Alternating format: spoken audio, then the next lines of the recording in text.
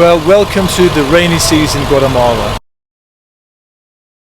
I am sick and tired of the rain every day. It rained all yesterday, and as a consequence we're just completely stuck here. I have no idea how long it's going to take. It could be a road bloody day.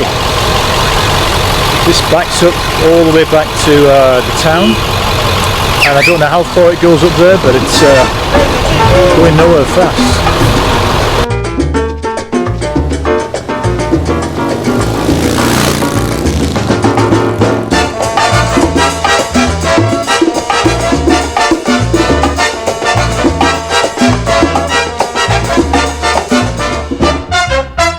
So together with my new riding companion Mark, we left Comitán in Mexico and headed to cross the border into Guatemala, a little town of La Mesilla.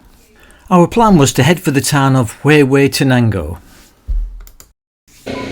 Having sorted our paperwork out and passed through customs, the next hurdle was to take our bikes to quarantine. Yes, you ride to a certain designated spot where they spray your wheels for some reason and extract money from you. And this was going to happen at every Central American border crossing. It's just something you just have to put up with.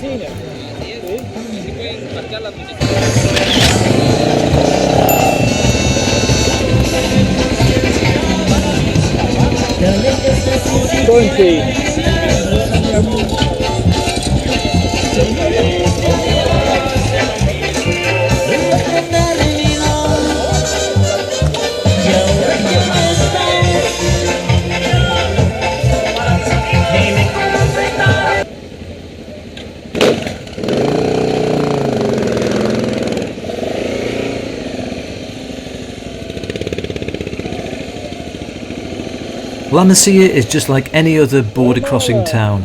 Busy, bustling, not a place you want to hang around. So we tried to get out of it as quickly as we could and head into the country and find our route to Huehuetenango. As we'd heard, there were lots of landslides, road blockages, so we weren't sure how long it was going to take us.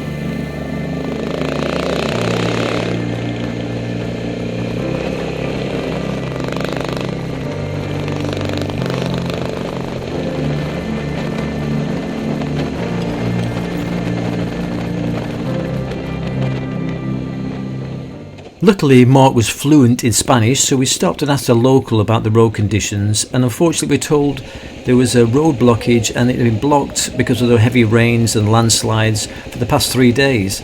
So we were pretty stuck really, but he did say there was a route over the mountains up a dirt track, which I must admit I wasn't very keen on, but we thought we'd have a go and see. It's just absolutely amazing. So Marshall, you're enjoying this, aren't you? Absolutely, absolutely. Anyway, we're at this crossroad. We don't know where to go. We think it's that way. It better be. It's all dirt and shit anyway. Yeah. So. But some of the best riding we had, or at least I had, since I started this trip. Absolutely gorgeous. Yeah, well. Absolutely gorgeous. Mountain roads and coffee plantations and small. I just need to get a shower. I must admit, after the crash on the Dalton Highway, I wasn't very keen on dirt tracks anymore. And after several aborted attempts up the dirt track, we decided to find a local hotel and wait it out.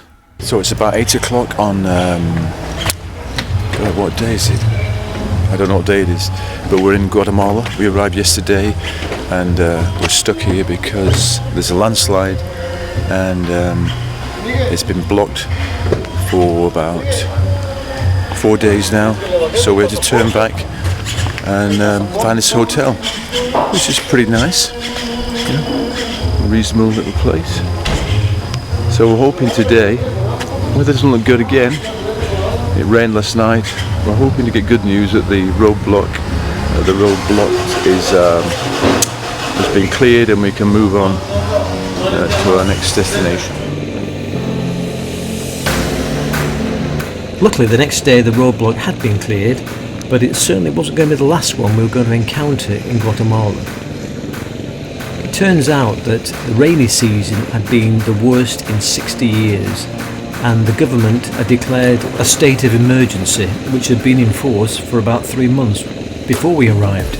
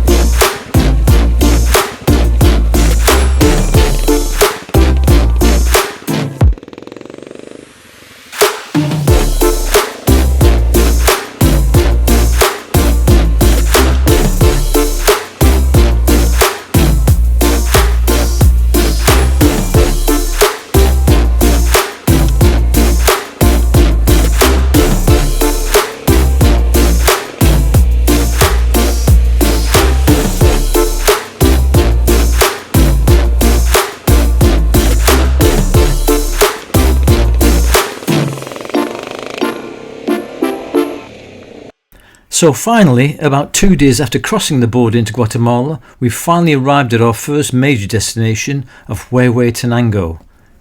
Obviously in the rain. This is crazy. We've just arrived in Huehuetenango.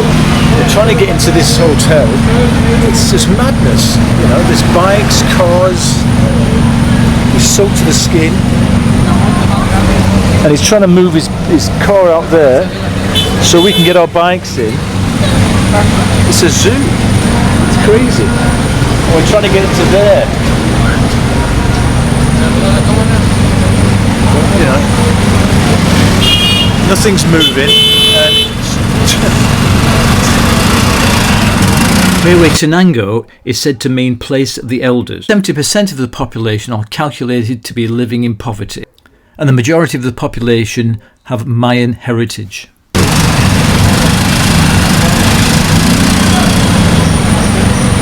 Rush hour. Eventually managed to get into our hotel. The bikes are parked down there. And let's just have a little look at what 100 quetzals gets you.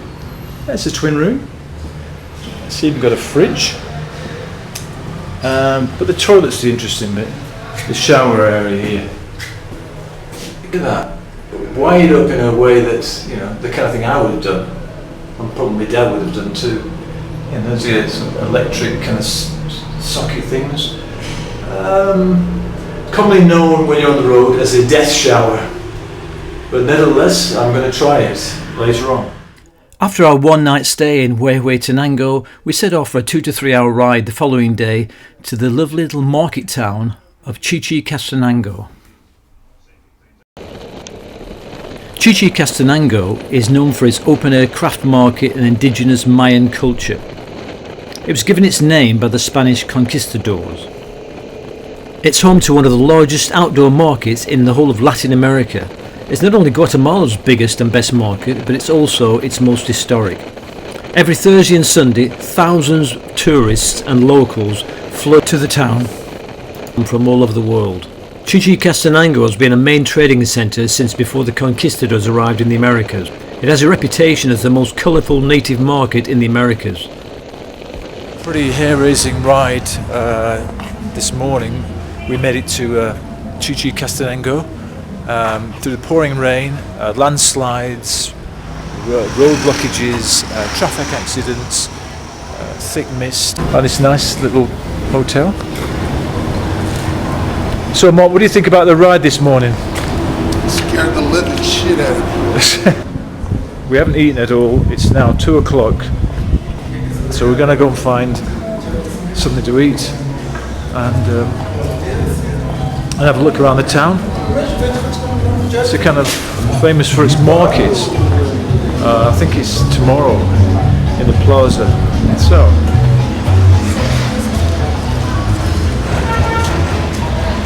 these are little taxi places. This is the market in Chichicastenango.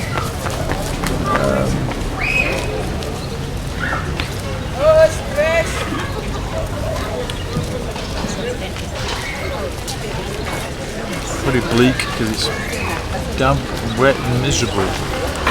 It's been raining pretty much all day.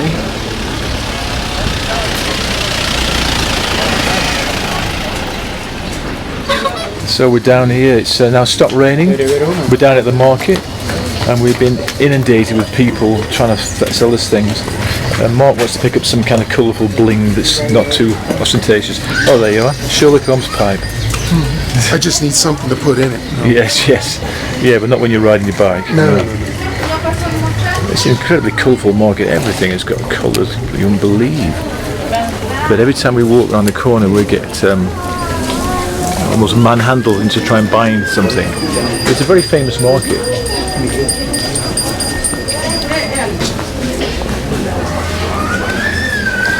The most colourful market I've ever seen.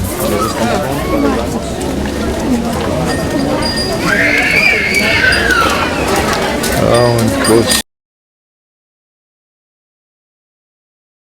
the food. Just don't eat the food. Don't eat the food.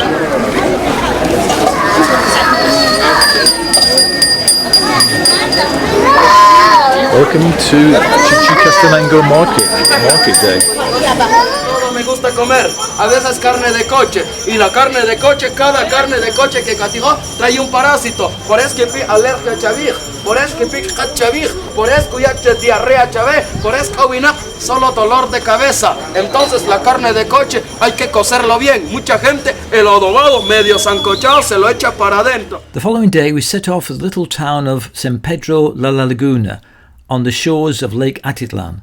We figured that after a few hard days riding through difficult conditions, we deserved a couple of days of R&R. However, getting out of Chichicastenango proved to be more difficult than we imagined.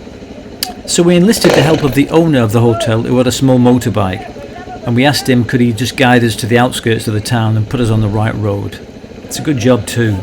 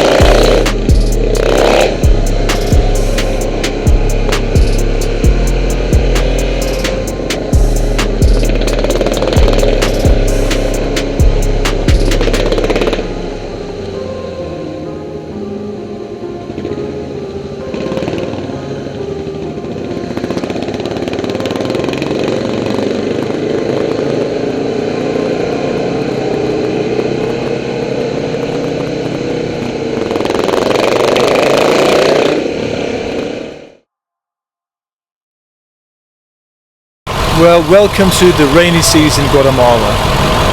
I am sick and tired of the rain every day. It rained all yesterday, and as a consequence we're just completely stuck here. I have no idea how long it's going to take. It could be a all bloody day. This backs up all the way back to the town, and I don't know how far it goes up there, but it's going nowhere fast. Well, another roadblock. Nowhere. We're going nowhere. It's one of the examples of what's happened with the torrential rain. Tropical storms. There's a building that just collapsed into this river.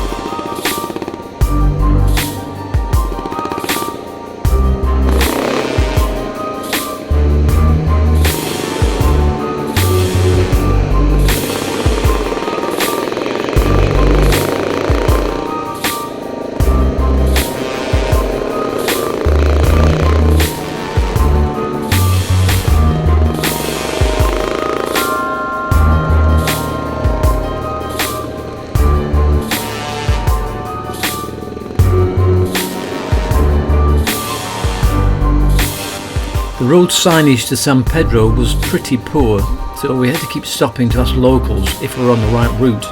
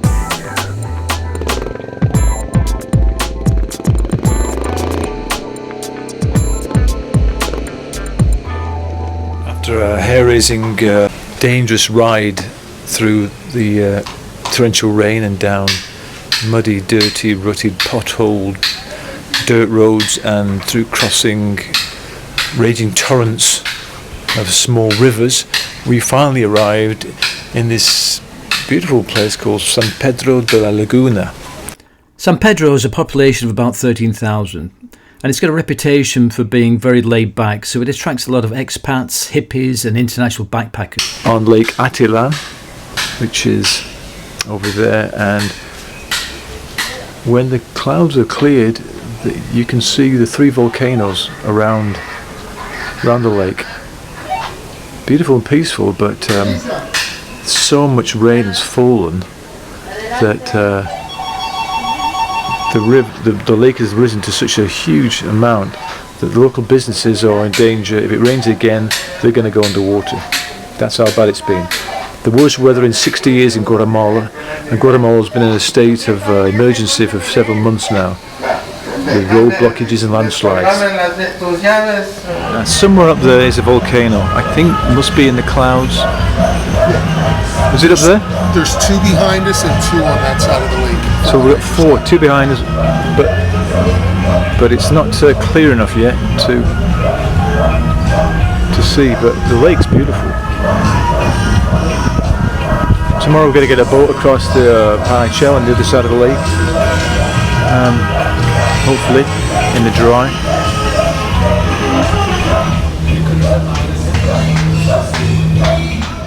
The next day we got a boat across to Panichel, which is one of the biggest towns on the lakeside, to check out what was happening there.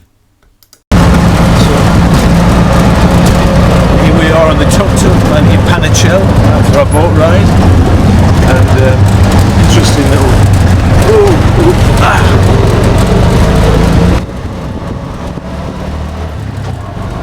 cc of these, about 100cc these tuk-tuks.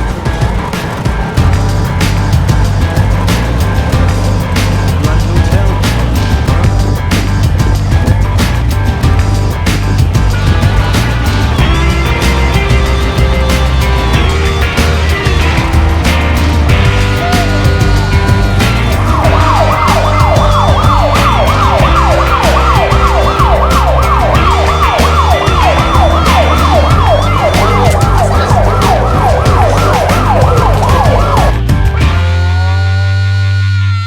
Well, who would have thought it? The day we're actually leaving San Pedro de la Laguna, for the first time, probably the first time since we've been in Guatemala, the sun's out, the sky's almost clear, and it hasn't rained overnight. And at last, we finally get to see where we've been spending the past 3 days. And we get to see for the first time the volcano, well, there's 3 volcanoes over there, but the big one that's right behind us. There it is. I think that's the San Pedro volcano. Well, at least we managed to see it for once before we leave. At least we left San Pedro in good weather, which made a change from the rain, for what turned out to be quite a difficult ride to Antigua.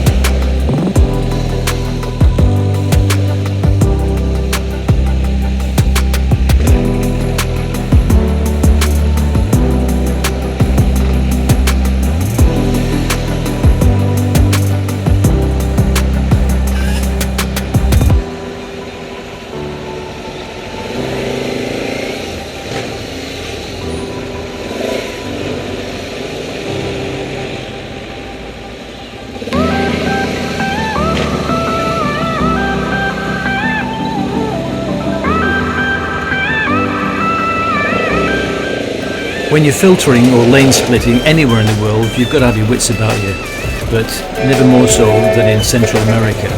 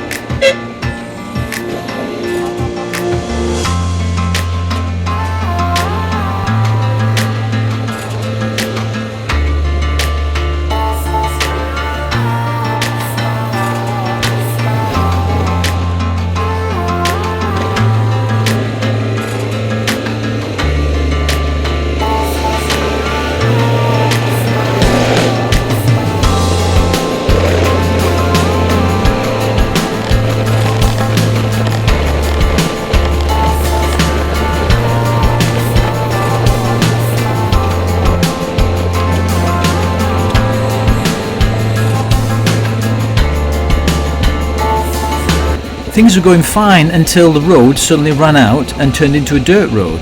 It was at that moment I realised we'd missed the turning to stay on the main road some miles back, and now basically we're committed to riding on dirt all the way to Antigua, which, given my experience on dirt on the Dalton Highway, I wasn't particularly happy about. Strangely enough, Mark, who was a great dirt bike rider, was loving it.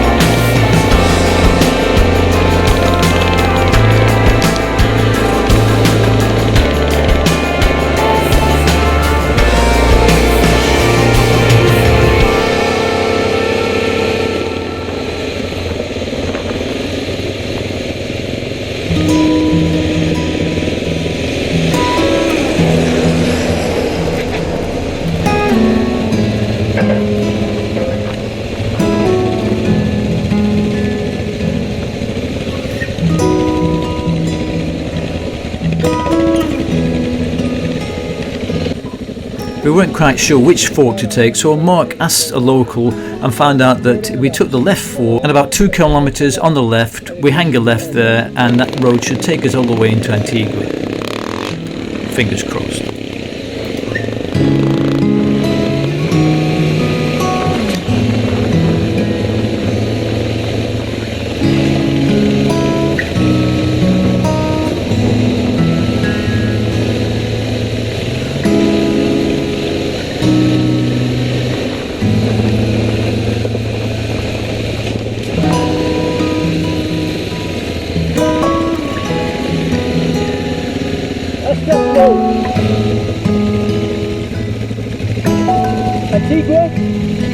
Antigua.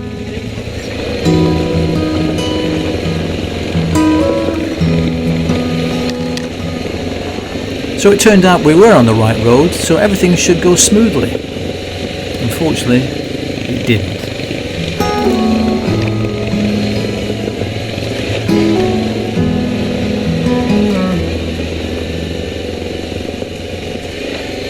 I'm not a big fan of riding on dirt, and after my altercation on the Dalton Highway in Alaska, I was even more apprehensive. And this has been a pretty hard ride, standing up on the pegs for miles and miles. But with only a few miles to go to Antigua, unfortunately I hit some heavy mud, went down, the bike went on my ankle and damaged it pretty badly, and I was absolutely furious. Still, we limped on into Antigua. We're now in Antigua, which is a beautiful colonial town. We arrived a couple of days ago, and the weather has been great since we've been here. It's been sunshine, which is unheard of in Guatemala, and I'm out by myself looking for a place to get some breakfast while Mark sleeps off his hangover from last night. The way we get around this place is by little tuk-tuk taxis, but unfortunately you see the road, every road has got deep, uneven cobbled streets, and you get shaken to bits on these things. You need a kidney belt to ride a tuk-tuk. But it's a beautiful place. It's a really, really nice town. It's full of trendy, funky bars and cafes, and there's plenty of heavily armed guards as well. So we're downtown in Antigua. We're back to my hotel.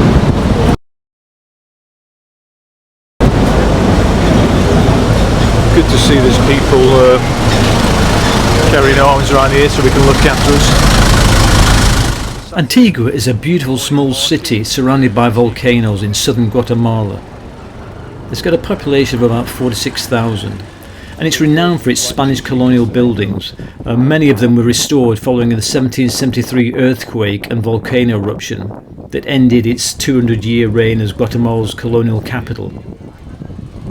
It's also famous for its Baroque architecture, and it was named a UNESCO World Heritage Site in 1979.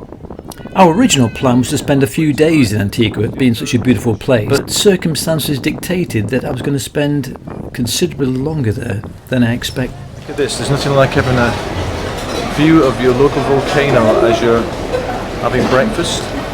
And if I'm not mistaken, there's some plumes of smoke coming out that.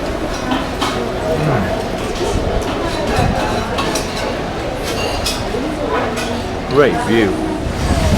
Meanwhile, down on another little square with the volcano in the background, we've got some Bohemian jugglers, I guess.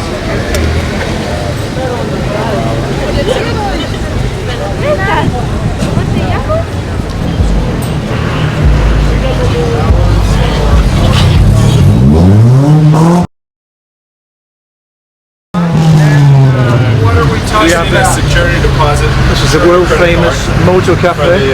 Hi Chris. For the scooter. And then we were looking to rent for unicycles earlier. What you blogging about? This is Chris. Right he worked for the CA Tours, taking tours all around Guatemala in the dirt and That's right. river crossings and crazy shit like that. We're gonna follow the motorcycles here in Guatemala. I ended up spending 5 weeks in Antigua, most of that for rehabilitation purposes. It's a long story, but I'll try and make it quick. First of all, Mark disappeared. He went to Guatemala City to meet up with a girl he'd hooked up with on the road. His plan was to come back and we were going to carry on riding together, but actually I never saw him again from that day. Meanwhile, one day I was literally bending over to tie my shoelace when I felt a sharp stabbing pain in my lower back, as if somebody shoved a red hot poker there, and I could hardly move. It turned out that I'd trapped my sciatic nerve, and I went to find some treatment, and I was told, quite frankly, that my back was in a really bad way. Apparently 6 to 8 hours a day riding since Alaska was probably not doing me any good, and my core stability was basically shot. I remember seeing a sign for an x-ray in some dodgy backstreet doctors, so I ended up there, spent a day waiting for an x-ray, then sent it via DHL back to England for some analysis. It came back saying it's not very clear and what you really need is an MRI scan. So I jumped on a chicken bus, went the half-hour journey to Guatemala City, the nearest place I could get an MRI scan, and then proceeded to wait for a week while the results came in. When they came back, I sent that via DHL to the specialist in England, and I waited for another couple of weeks to get an assessment whether it was safe for me to continue to get to Argentina or whether I was going to have to bail out, get to Panama and fly back home halfway through my trip. So I had a lot to think about, and while I was contemplating whether my journey was going to be cut short, I had to find a physiotherapist. Luckily there was a brilliant one in Antigua, run by an American, and I went there most days for some rehabilitation. And in the meantime, I signed up for some Spanish lessons. I thought I might as well make good use of the time I had.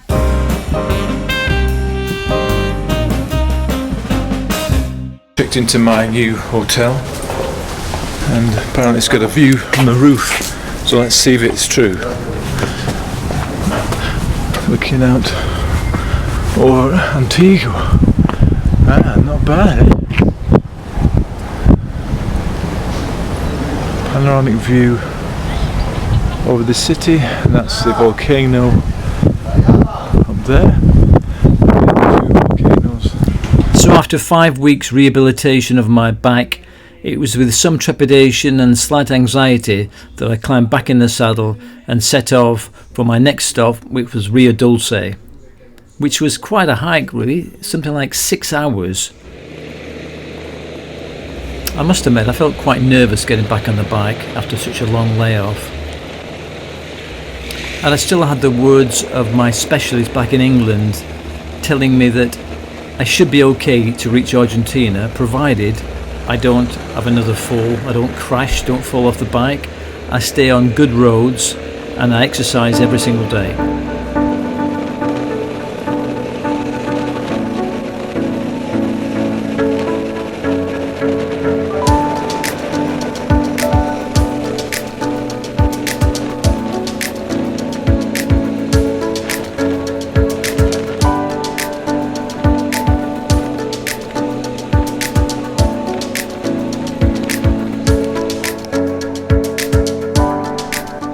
Rio Dulce, meaning sweet river, is a part of a lake and river system that's become really popular with people who like boats and yachts.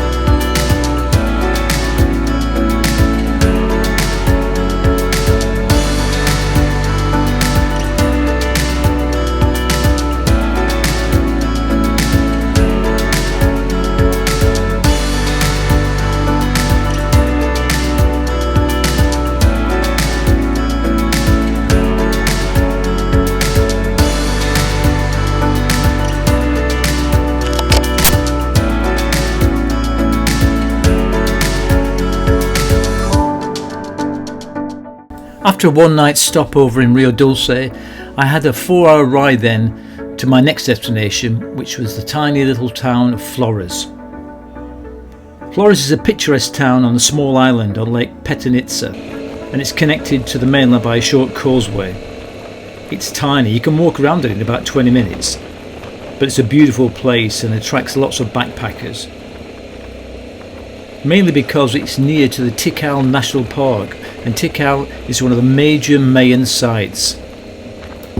And to be honest, the main reason I was visiting Flores in the first place.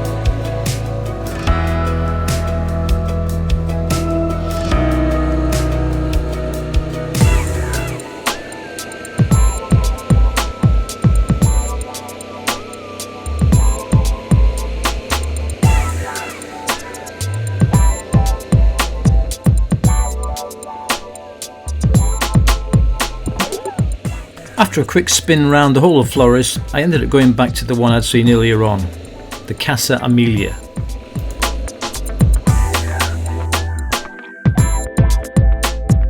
I'm now in Flores, which is a little island, well, a kind of an island with a causeway, and it's a, it's a quite attractive little town. But the last couple of days the weather's been really bad, horrendous thunderstorms and heavy rain, probably from tropical depression in the Caribbean.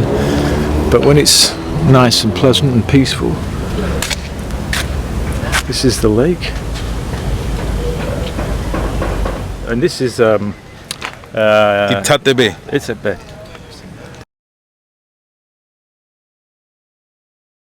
Guatemala. Guatemalan TV. TV Guatemala. Yeah. So this has been Okay. interviewing me. So ustedes aquí por un día, Sí, ¿sí? andamos haciendo un reporte de la isla. Reporte de isla. Sí, isla de Flores. Para hoy. Para hoy, sí, hoy. Sí. Oh, muchas gracias. Gracias. Pero de lluvia, ¿es normal? Claro, sí, ahorita es una temporada, es un sistema de baja presión que ingresó a Guatemala, pero regularmente en este tiempo no hay lluvias. Aquí hay bajas temperaturas por ser época de fin de año, pero no se registran lluvias. Ahorita es un sistema de baja presión que ingresó, Ah, sí, pero sí. temporal, 2 días y termina esto a lluvia. Mañana es buena. Mañana es bueno. Oh, perfecto. Ok. Muchas gracias. Igual, gracias.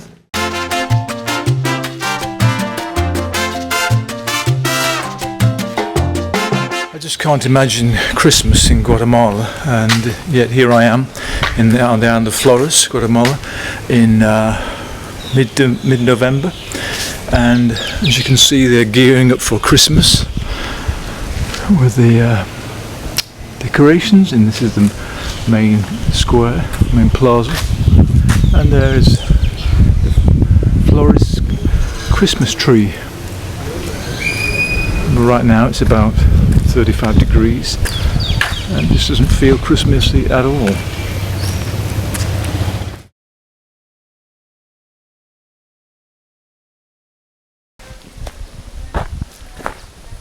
Yeah, the central Acropolis. The central Acropolis right here. Tikal was an important city in the Mayan Empire from 200 to 900 AD, and some of the buildings there date back to the 4th century BC. In 1979, it was named a UNESCO World Heritage Site.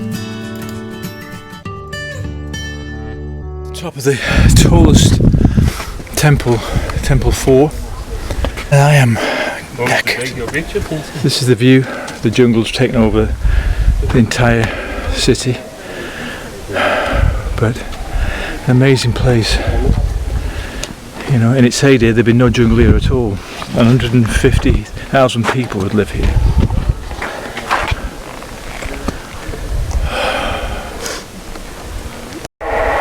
Somewhere out there in Jurassic Park you can hear a dinosaur.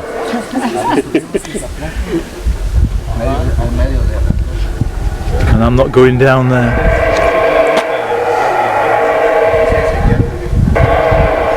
Wow, that's a hell of a noise. I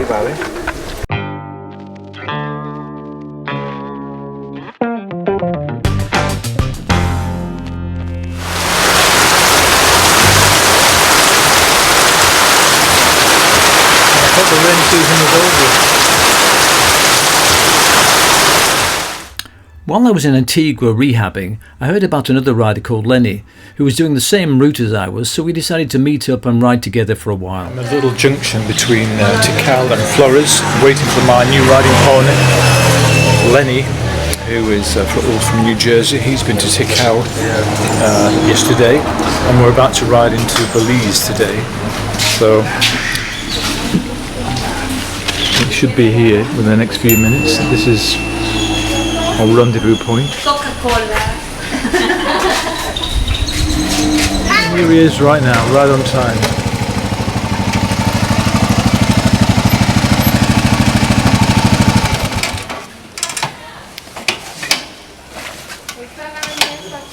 So, how was Tikal? That was good.